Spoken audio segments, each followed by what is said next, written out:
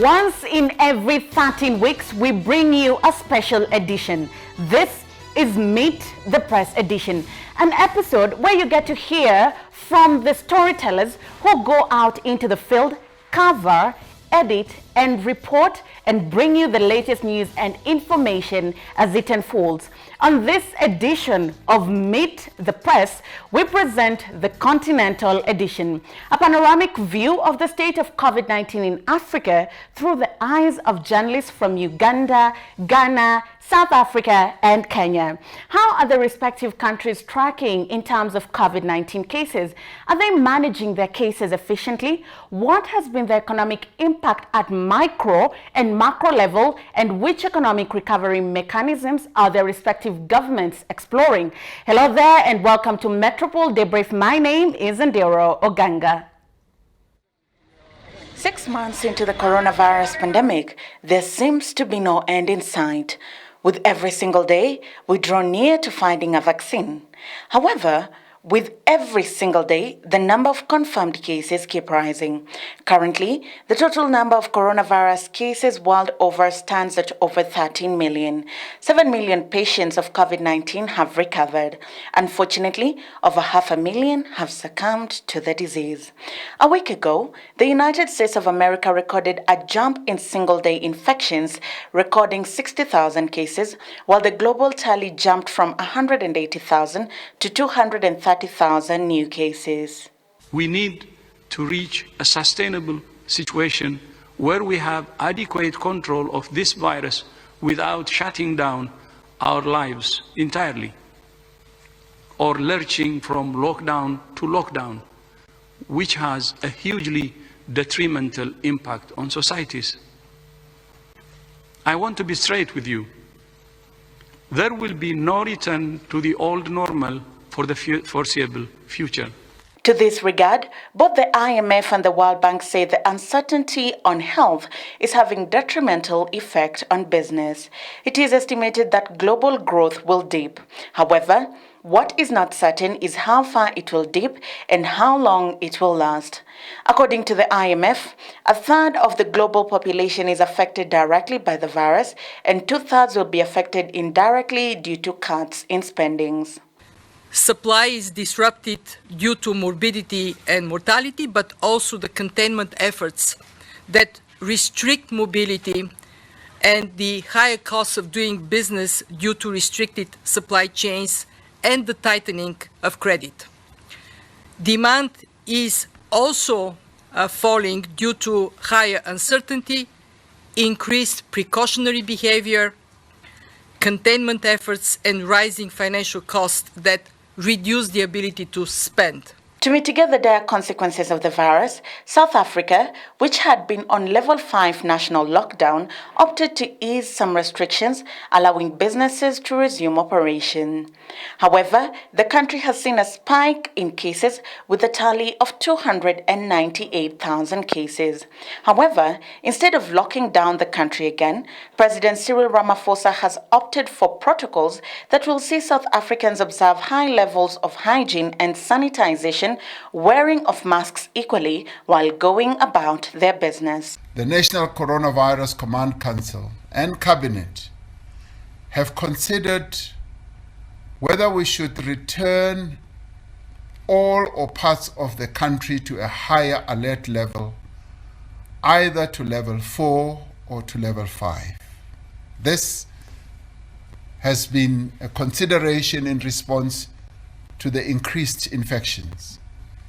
The advice, however, we've received is that taking this step now would not necessarily achieve a significant reduction in the rate of transmission and would also come at a great and extraordinary economic cost. Kenya, on the other hand, has 21 days to test if reopening is a probable option before resuming or doing away with lockdown altogether. However, with economic pressure piling due to job losses and businesses shutting down, President Uhuru Kenyatta says government economic stimulus package will not do the trick. Economic recovery will be joint effort between the public and the government. To revive the economy, reopen and remain open, The government and all citizens must pull together. I want you also to have a shared responsibility with government in reviving our economy. We have the opportunity to stitch a new national mindset and chart the future that is ahead of us. Every country, different script, lockdown or no lockdown, for as long as the health and economic well-being of citizens is safeguarded.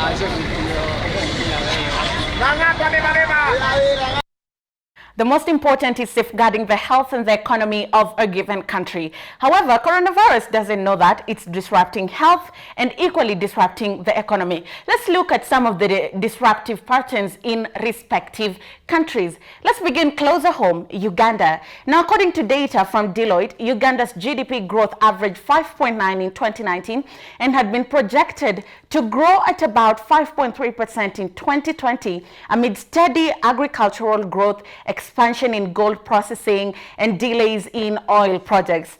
However, in light of the COVID-19 pandemic, things have changed. GDP growth is expected to decline to 3.5%. Inflation is expected to edge up to 3.7% in 2020, owing to the adverse effects on the flow of international trade and tourism.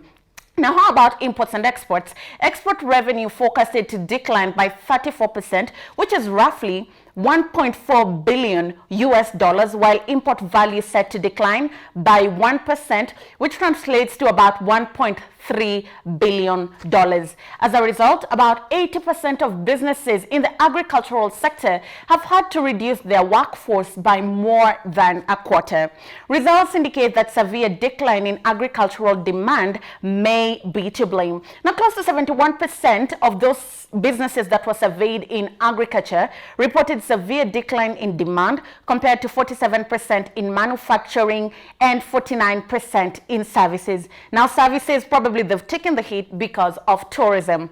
At the same time, a significantly high percentage of manufacturing businesses have laid off employees, with 41% of them reducing employees by more than a half. So this is the situation in Uganda. The GDP has taken a hit, inflation has risen, they've lost revenue from exports and also imports, and sectors have taken hit. Agriculture has had to fire people, manufacturing, and the service industry. This just gives you a scope of the disruption. But this does not stop here. South Africa is another country that's really reeling from the effects of COVID-19. How does it look like? Now, amidst its huge battle with COVID-19 and its attempt to contain the virus spreading through South Africa, the country is suffering from increasing rates of unemployment that have reached 30%, as many people have lost their jobs because of the current pandemic and the subsequent lockdown that is now being eased progressively. Remember, they were at level 5, they went to level 4, level 3 now.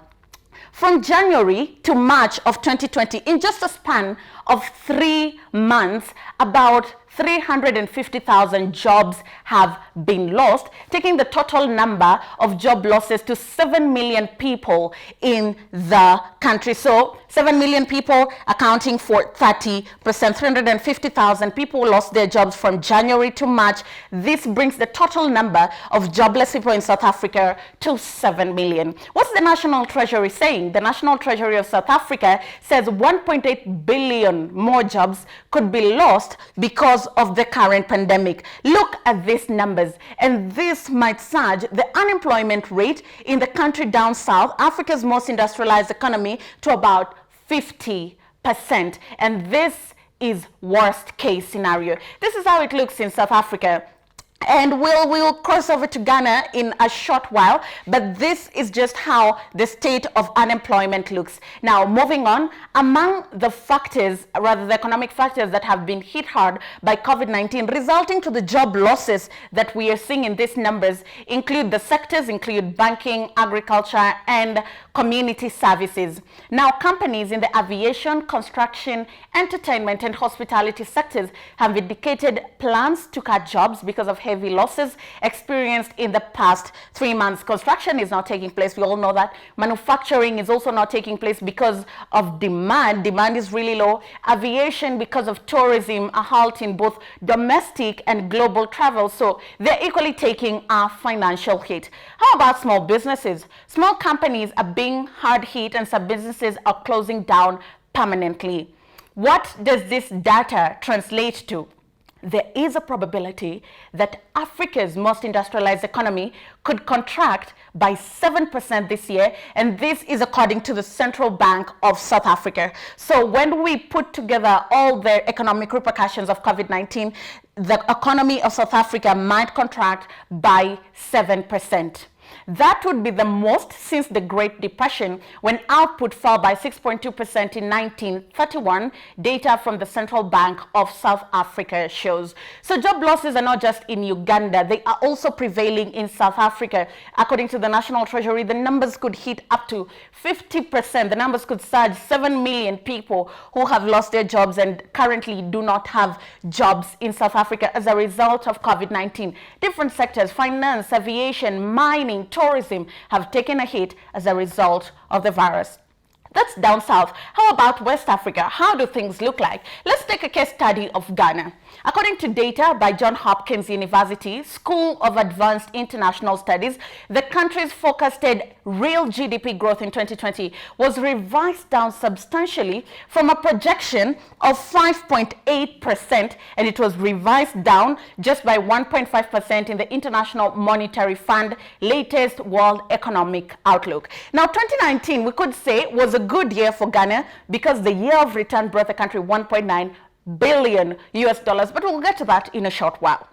Looking at the financial sector, 5 out of the 8 listed banks in Ghana have experienced a fall in their share prices, out of which 3 experienced a fall of 10% or for the most part of April. The hardest hit bank in April was EcoBank Ghana, falling by 20% from 8 Ghanaian cedis as at 31st of December 2019 to about 6.50 Ghanaian cedis as at 21st of April. Now, we all know the finance sector, even in Kenya, it's taken a hit. We saw so many banks and so many listed companies and organizations say they will not be paying out dividends. Equity was one of those banks. Cyton was one of those investment organizations that said they will not be paying out dividends so that they can retain the money and maintain liquidity in their companies. So the rain is beating us in Kenya, and the same rain is equally beating the Ghanaian finance sector. How about hospitality?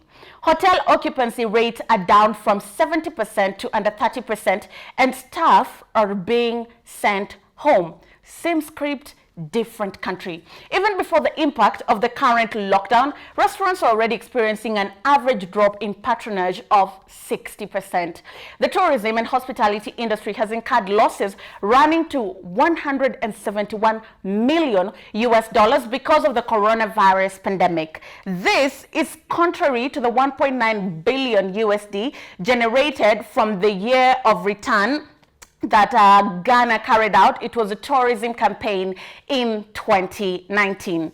How about commodity prices? Now, Ghana's 2020 budget was drawn up assuming an average oil price of 62.60 US dollars per barrel for a year. A sudden drop in demand combined with price wars between Saudi Arabia and Russia early this year pushed Brent prices to a low of 22.47 USD on March 31st.